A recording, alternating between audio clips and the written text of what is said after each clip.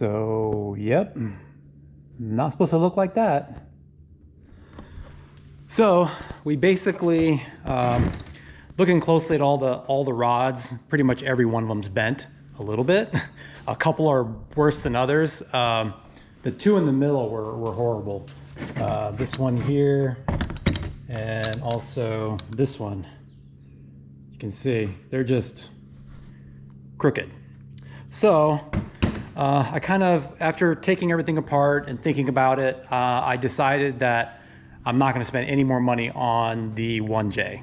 So most likely what I'm going to do is start selling some parts. You know, I've got just a bunch of 1J stuff.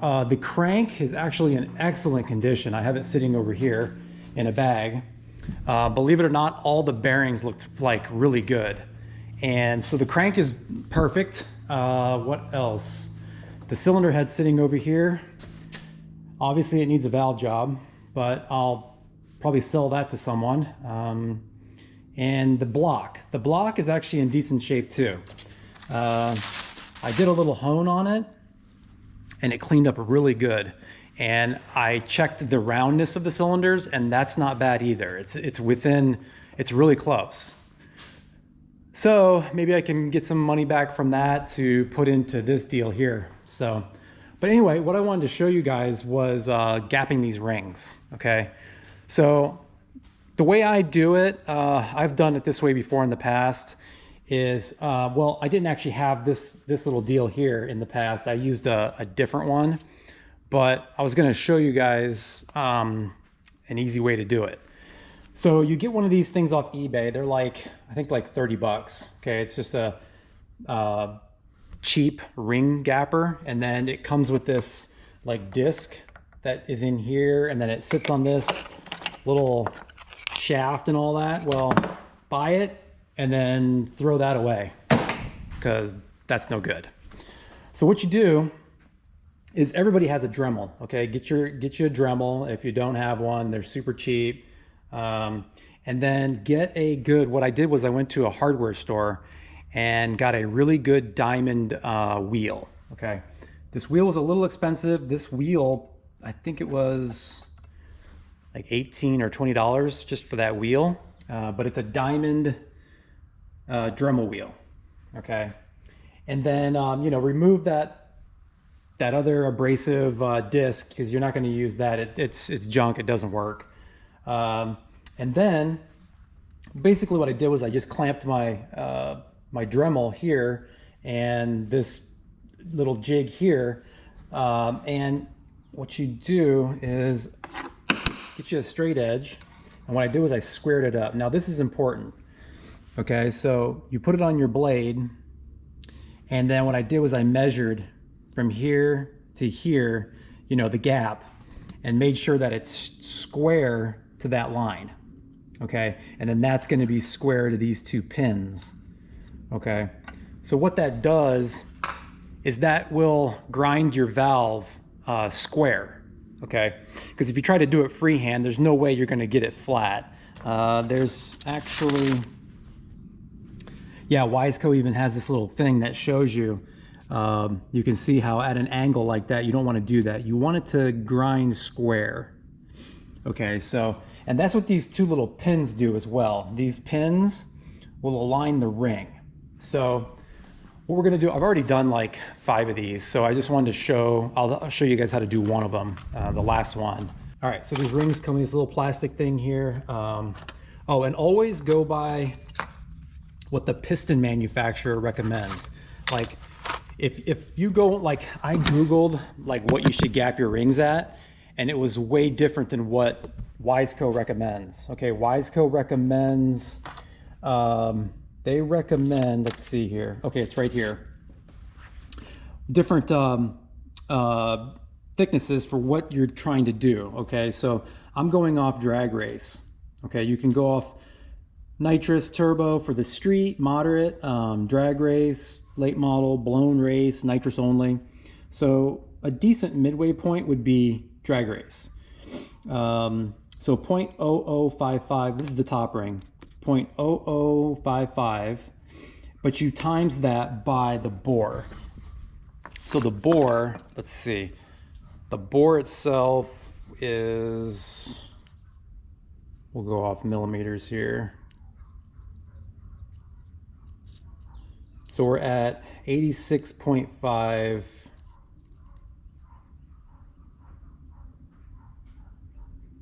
86.5 millimeters, okay?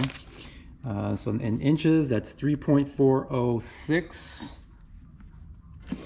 So you take your 3.406 and you times that by what you want, okay? So 0.0055. 0.0055 equals 18,733. So I'm calling that 19 thousandths. Okay, so that's what I'm setting my top ring at, which I've already got it marked here, 19 thousandths.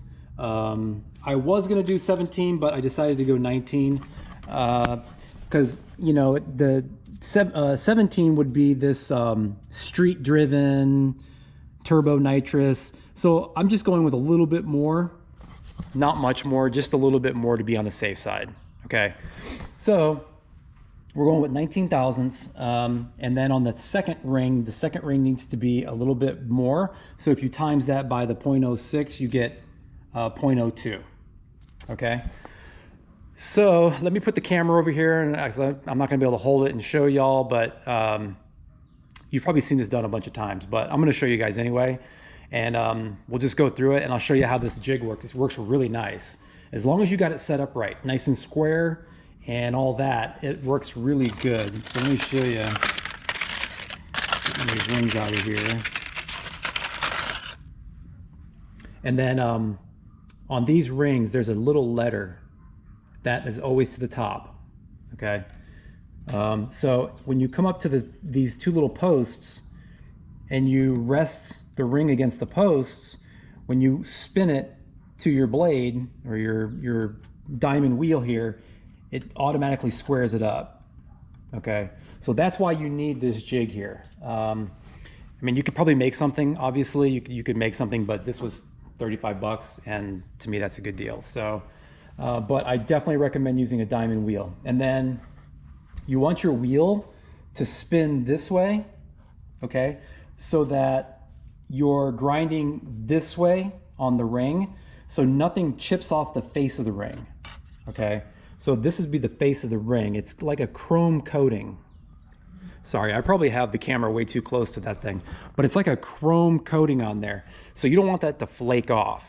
So always grind towards the inside of the ring, if that makes sense. And then that way you know you won't do that. If anything happens, it'll be to the inside of the ring. So, but using a diamond wheel, it grinds it really nice and smooth, and it takes a little longer, I'll be honest. Like when I'm grinding these, I may go and grind it 10 times because I'm really trying to creep up on it. I don't want to overshoot it, okay? So let me set the camera up and we'll do one, and then we'll go from there. All right, so we're working on number 2 right now. Let's see. So you pretty much, we're gonna check it first before we grind anything. You just stick it in, you can use your hands and just shove it in like that, and then get one of your pistons. And it just, what I do is I just go down to where these flat surfaces here, and you can kind of just feel around. Now you know you're square in the bore, okay? So pull it out.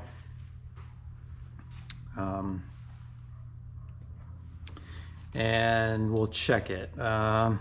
I start off like, okay, so we want to go to 19, but I start off like 16, and then I'll go to 17, and then just kind of creep up on it. So right now we're nowhere even near 16. It's closer to like 10 thousandths. So we'll give it a grind.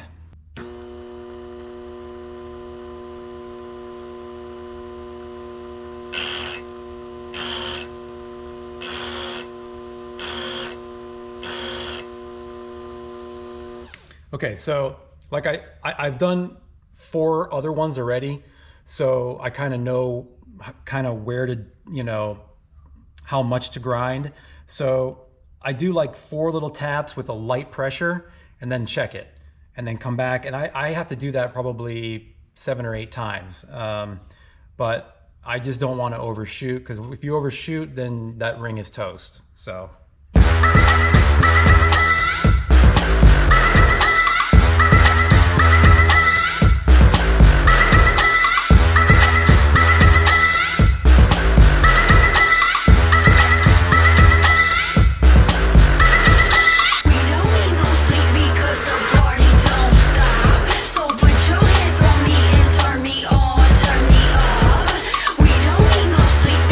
Go 19 thousandths, and it just fits in there perfect.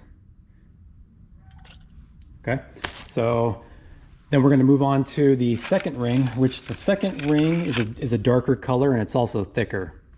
Okay, it also has a little more tension on it and a little groove on the back that goes down. If there's any kind of groove on the second ring, it's always like down. I guess that's to scrape oil, but so we got this one done. We'll pull that out of there. And then what I like to do, so what we'll do then is we'll mark it.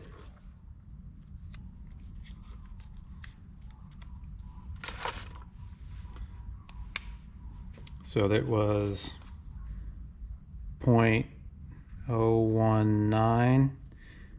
And it was the top ring and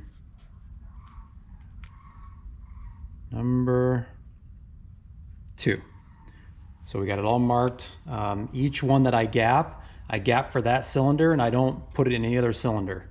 So we'll put that back in the box. I did already check all the oil rings. The oil rings are all perfect. They have a little like a 10 thousandths gap, and that's not very important.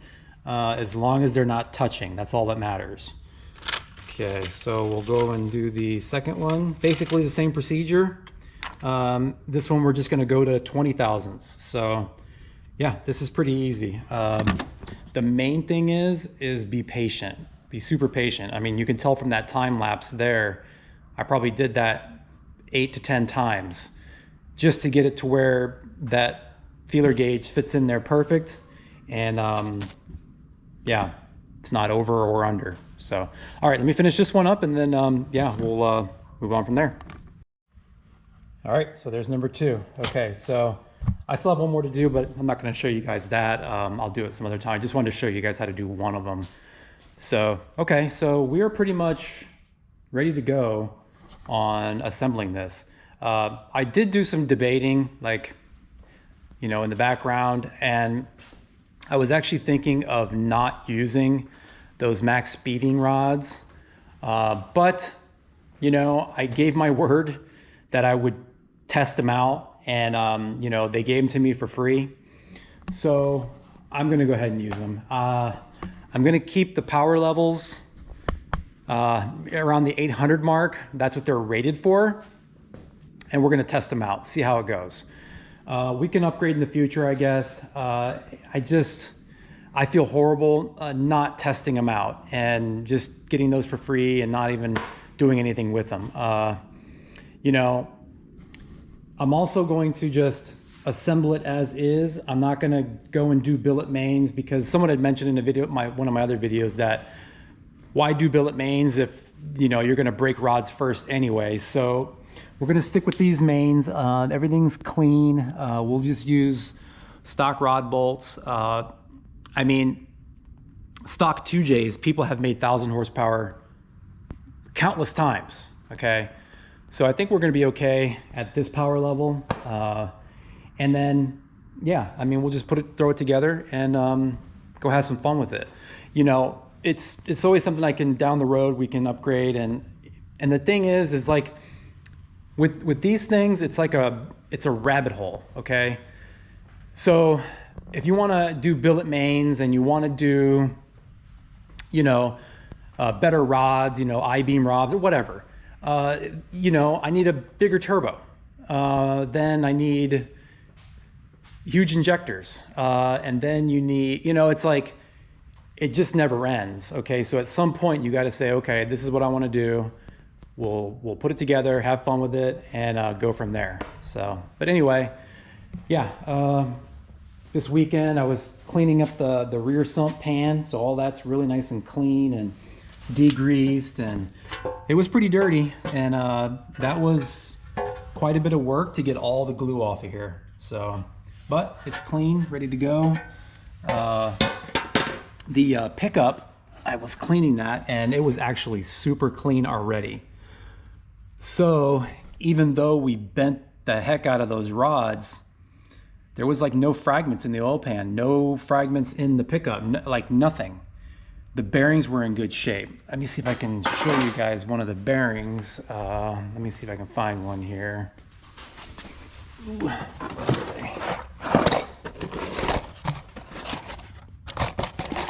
Okay. Here is one of the main bearings. Look at that. I mean, they all look like that too. This one here actually, oh, okay, there we have a little scuff mark there on the edge of it. Okay. But I mean,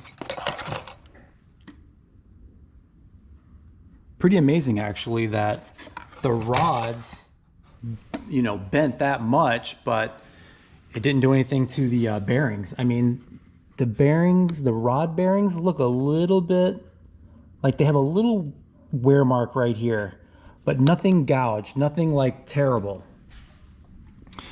See? So to me, that's just amazing that that took that much torque to bend it, and the bearings and crank are fine.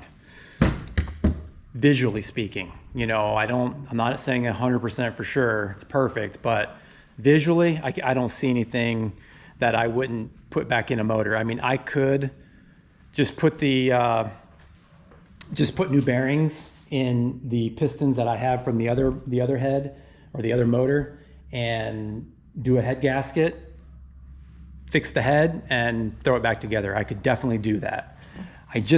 I don't know. I just don't want to spend the money. Maybe down the road. Maybe down the road, if I come up with another project, then maybe I'll do that. You know what I've been really looking for is an old 240Z. I would love to restore one of those one day in the future and put a 1JZ in it. I think that would be pretty sick. So, but anyway, I just wanted to show you guys gapping the rings, and like I said, hopefully we'll get this thing together soon and get this back running. It's been down for a while and I'm ready to get it back to the track. So anyway, check you all later.